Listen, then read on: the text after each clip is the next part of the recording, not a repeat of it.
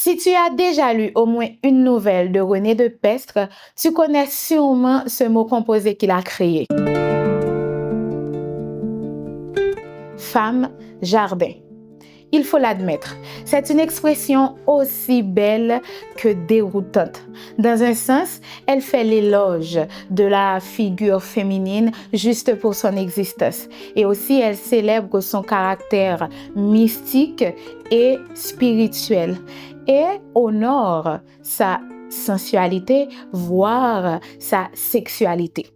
Pourtant, cette figure poétique pourrait cacher une certaine ambiguïté qui mériterait d'être questionnée. Et pour ce faire, on peut mobiliser ce que la critique féministe appelle le regard masculin. Considérons le recueil Eros dans un train chinois de René de Pestre. Premièrement, dans plusieurs nouvelles de ce recueil, ce ne sont pas les personnages féminins qui construisent le regard porté sur eux-mêmes, mais plutôt un autre personnage qui généralement est un personnage masculin qui regarde, qui contemple leur beauté, leur mystère, leur pouvoir de séduction. Et en plus, après avoir passé à l'acte, après l'assouvissement du désir, les conséquences sont généralement très lourdes pour ces mêmes personnages féminins. Par exemple, il y a Baozu de la nouvelle éponyme qui a été condamné à 9 ans de travaux forcés auprès des lépreux.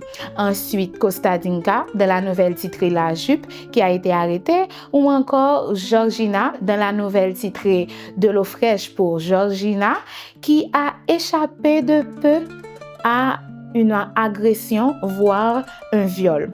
Donc, nous pouvons comprendre que la sexualité féminine, bien qu'elle soit assumée ou bien qu'elle soit partagée, généralement, elle débouche sur une forme de danger, de tension, de violence, de sanction.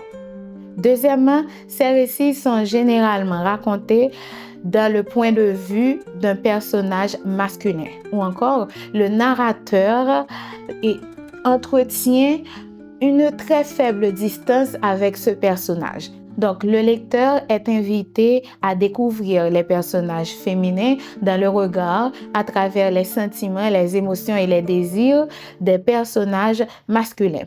Toutefois, les personnages féminins ne constituent pas à 100% des objets de contemplation parce qu'ils désirent, séduisent, choisissent, participent aussi à l'accomplissement, à la consommation de l'acte sexuel. Par contre, c'est toujours sous l'initiative du personnage masculin et tout le moment est vu, est raconté, est dévoilé par le regard du personnage masculin. Donc, le désir féminin existe, mais il est interprété dans une perspective masculine. La métaphore femme-jardin ne se réduit peut-être pas seulement à une objectivation de la femme, mais aussi elle célèbre la liberté, le pouvoir créatrice, l'émancipation de cette dernière. Et c'est ce que suggère le poème Alléluia pour les femmes-jardins, dont je vous ai déjà lu un extrait dans Carnet. Donc, il y a 2 lectures possibles et bien d'autres encore. Vous me proposerez en commentaire, mais jusqu'à présent, je vous propose 2 lectures pour cette métaphore femme-jardin. D'un côté, elle peut contribuer à une représentation de la femme selon un regard masculin. De l'autre côté, elle propose ou encore elle contribue à une force symbolique, poétique et libératrice de la femme.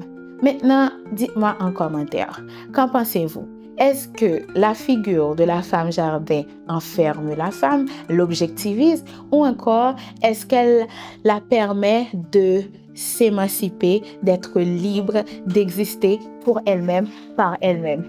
Dites-moi en commentaire et surtout, abonnez-vous.